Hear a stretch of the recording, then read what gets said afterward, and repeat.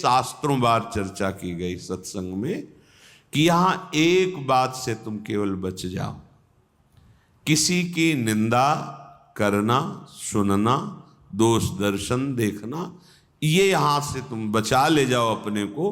बकाया देख लो, खुद वृंदावन की महिमा सुन के समझ लो कितना कृपालु वृंदावन। पर नाम जापक, धामवासी, प्रिया प्रीतम उपासी, अगर आप इनकी निंदा करते हैं, देखो खेती में भी समय लगता है। जब आप फसल बोते हैं तो कुछ काल के बाद ही, ऐसे ही जैसे कोई निंदा कर रहा तो तत्काल उसके शरीर में आग थोड़ी लग जाएगी। लग गई आग, उसके सुकृतों में आग लग गई, जो पुण्य है वो नष्ट हो गए। अब धीरे धीरे उसका पतन शुरू होगा, और जब वो निंदा का जो पाप फैलाएगा फिर उसे कोई नहीं। कौन देखता है किसको? वर्तमान को तो देखा, किसने गाली दी, लेकिन अब परिणाम जब आएगा, यहां भी मुकदमा चलता है तो 10 वर्ष लगता है। बड़ी सरकार है, ऐसा ना समझो कि देखो उसने अवहेलना की, निंदा की, उसको कोई मतलब तत्काल आग लगनी चाहिए, ऐसा नहीं है। कानून है, व्यवस्था है, समय पर उसको उस अपराध का दंड भोगना होता है। ये बहुत बड़ा अपराध है वाणी का, जो दूसरों की निंदा करते हैं। कुछ अल्पज्ञ लोग, अज्ञान से घिरे हुए, जो अपने को परमार्थ से युक्त समझते हैं, वो अपने ही गुरु को सर्वत्र ना देख पाने के कारण वो अपने गुरु को एक सीमा में, एक शरीर में बांध लेते हैं, और संतों की उपासना की, भक्तों की, महापुरुषों की वो निंदा करते हैं। उनको ऐसा लगता है इससे हमारे गुरु प्रसन्न हो जाएंगे, क्योंकि हम अपने गुरु की बढ़ाई कर रहे हैं और सबकी निंदा कर रहे हैं। नहीं भाई, तुम समझ नहीं पा रहे, तुमने गुरु को माना ही नहीं। यदि अपने गुरु को माना होता तो जान जाते, मान के जानना होता है, और जब जान जाते तो आप यही जान पाते, अखंड मंडलाकारम व्याप्तमेन चराचरम तत्पदम दर्शितम मेन तस्मै श्री गुरुवे। तुमने अपने गुरु को क्या माना? एक व्यक्ति। और संतों को, भगवत मार्ग के पथिकों को क्या माना? नाटक। तो तुम्हारी बुद्धि क्या है? भ्रष्ट, तुम्हारी निंदनीय बुद्धि है। गुरु तत्व का उपासक ऐसा नहीं होता। ब्रह्मानंदम परम सुखदम केवलम ज्ञानमूर्तिम द्वंद्वातीतम गगन सदसम तत्वमस्यादिलक्षम एकम नित्यम विमल अचलम सर्वधि साक्षिभूतम भावातीतम त्रिगुण रहितम सद्गुरुम तम नमामि। ऐसे हैं सद्गुरुदेव। जैसे आकाश सर्वत्र है, ऐसे सबकी आत्मस्वरूप मेरे गुरुदेव विराजमान है। सब में भगवत भाव। तो अपने गुरुदेव की निंदा कौन करता है? जो महापातकी दुर्गति को प्राप्त होने वाला होता है वो करता है। बोले हम अपने गुरु की बड़ाई कर रहे हैं, तो आपके ही गुरु तो सर्वत्र विराजमान है। अगर ये ज्ञान नहीं तो गुरु काहे को बनाया? फिर गुरु की शरणागति क्या हुई? फिर गुरु का पक्षपात क्या हुआ? यदि अपने गुरु को असीम नहीं जान सके, एक शरीर में बांध करके और अन्य शरीरों में विराजमान गुरु आत्मस्वरूप से उनकी निंदा, उनकी अवहेलना, तो तुम अपने ही गुरु की अवहेलना कर रहे हो। तुम अपनी ही बुद्धि को उपहासास्पद बना रहे हो। ऐसे लोग घोर नरक को प्राप्त होते हैं।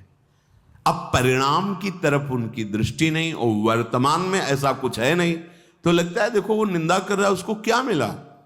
कुछ तो नहीं बिगाड़ पाए। नहीं, फसल में समय लगता है। समय का इंतजार करो, फिर तुम्हारी अल्प दृष्टि, इसलिए तुम देख नहीं पाओगे कि मरने के बाद इसको क्या परिणाम मिलता है, आगे इसको क्या परिणाम। और अभी वर्तमान में उसका हृदय जल रहा है, कितना अशांत है। जब किसी के मुख से किसी की निंदा निकलती है तो उस समय उसके हृदय को देखो, कितना कलुषित और जल रहा है वो, तब वो ऐसा बोल रहा है। तो क्या गुरु कृपा, गुरु निष्ठा, गुरु भाव का ये फल होता है? इसका मतलब आप तुम अपने गुरु के नहीं हुए, तुम अपनी गुरुवाणी को नहीं समझ रहे हो। गुरुदेव जो बोल रहे हैं उसे नहीं समझ रहे। अगर समझते तो सर्वत्र अपने गुरु का दर्शन कर। गुरु असीम है, अनंत है, कहीं भी जाओ आकाश मिलेगा। ब्रह्मानंदम परम सुखदम। गुरु का वर्णन करने के बाद हृदय जल रहा है, मतलब तुम कहीं ना कहीं आज्ञा उल्लंघन कर रहे हो। परम सुखदम केवलम ज्ञान मूर्तिम द्वंद्वातीतम मान अपमान राग द्वेष हानि लाभ, इस सबसे अतीत तत्व है गुरु। द्वंद्वातीतम गगन सदृशम, वो आकाश के सदस्य सर्वत्र विराजमान है। तत्वमसि आदि लक्ष्यम, उस गुरु को जब पहचाना जाता है तो तत्त्वम असि, तुम्हारे हृदय में भी वही बैठा हुआ है। तुम्हारे हृदय में तत्त्वम असि, वो आत्मस्वरूप गुरुदेव तुम्हारा भी आत्मा है। आत्मा हरिवंश प्रगट परमानंद एकम, वो एक है, सर्वत्र एक है। नित्यम, वो अविनाशी है, वो विनाशी नहीं।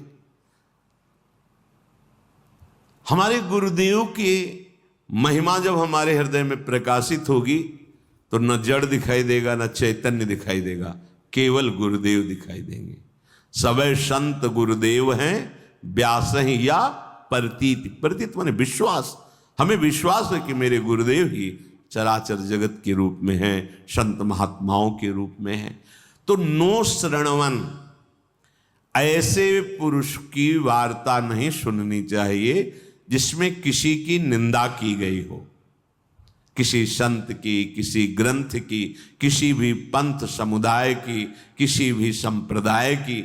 नहीं भाई, सब एक ही परम तत्व की उपासना के भाव अलग अलग है। कोई निर्गुण, कोई निराकार, कोई सगुण साकार, कोई नाम रूप लीला धाम, जो जैसा भाव। मेरे प्रभु इतने कृपालु है कि ये था माम प्रपद्यन्ते तास तथैव भजाम्यहम्। तुम जैसा भाव करोगे वैसा प्रभु आपके दर्शन में आने लगेंगे। श्रीपाद कह रहे नो श्रणवन, तुम्हें किसी की भी निंदा नहीं सुननी है। कान में अंगुली डाले हट जाए वहां से, राधा राधा राधा राधा राधा। यदि ये स्वभाव बना रहा ना, हृदय की मात्सर्यता ईर्ष्या प्रबल होने पर, अच्छा बुलाया ठीक है वो ऐसा ही है, तो तुम्हारे परमार्थ या अंतःकरण में भगवत भाव ये नहीं।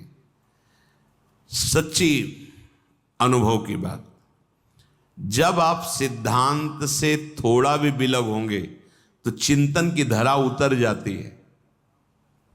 वो चिंतन ही नहीं होता जो आनंद प्रदान करने वाला। जैसे आप धर्म विरुद्ध भोगों को भोगें, पापाचरण करें, तो आपका चिंतन इतना गिरी दशा में आ जाएगा कि आपको ये बातें सब जलाने वाली बनेंगी। आप भागोगे कि मुझे नहीं सुनना, ये सब नाश करने वाली बातें, ऐसा लगने लगेगा। हाँ, जो तुम्हारी कुमार्गगामी प्रवृत्ति है ना, उनका ये नाश करने वाली, और तुम उनका आदर करते हो इसलिए तुम्हें अच्छा नहीं लगेगा। और जो सतमार्ग में चलता है तो एक एक शब्द उसे अमृत जैसा लगेगा।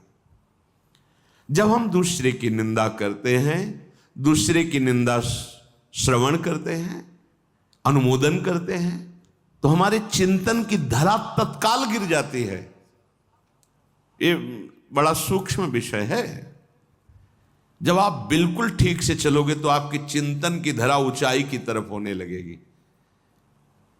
और जहां आप अपराध करोगे या पापाचरण करोगे तो ऐसी जगह चिंतन आके टिक जाएगा जहां बहुत अशांति, क्लेश, चिंता, माया का जाल, प्रपंच घेर लेगा, निकलने की गुंजाइश नहीं रह जाएगी।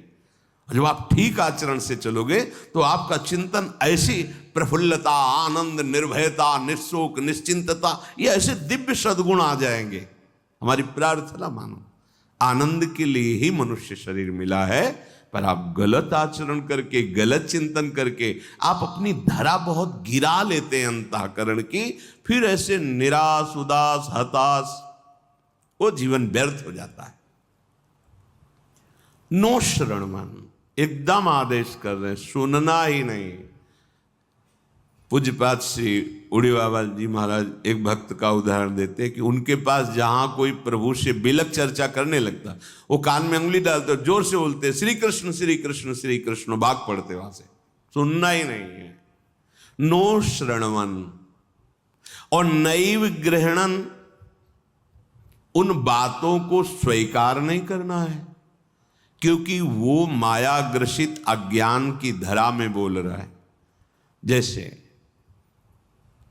प्रभु के श्री विग्रह की अर्चना वंदना, इसकी कोई निंदा करे, प्रभु के धाम की महिमा की कोई अवहेलना करे, प्रभु के भक्तों की कोई निंदा करे, नाम की महिमा की कोई निंदा करे, अपनी अपनी भावना का आरोप करके अन्य भावनाओं की अवहेलना करे, अपनी उपासना अपने गुरुदेव अपने आराध्य देव का आप खूब यश गाइए, पर दूसरे की निंदा मत कीजिए, क्योंकि दूसरे रूप में जो उपासना हो रही वो अपने ही आराध्य देव गुरुदेव है, दूसरा नहीं है, दूसरों न कोई दूसरा नहीं है।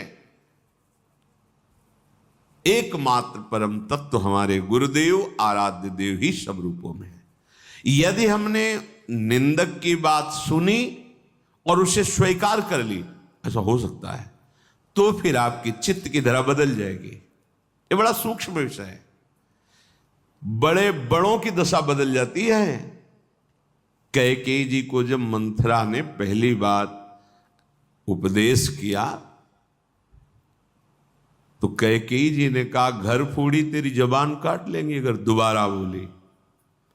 फिर जब दोबारा बोली तो ग्रहण कर लिया। जब ग्रहण कर लिया तो फिर देखा क्या हुआ। ग्रहणन, जहां हृदय में तुमने वो बात स्वीकार की तो धरा बदल गई। अब चिंतन उसी धरा से होगा जिस धरा का आपने श्रवण किया है। अब आपकी आस्तिकता पर, आपकी भक्ति पर, भगवत भाव पर वो प्रभाव डाल देगी।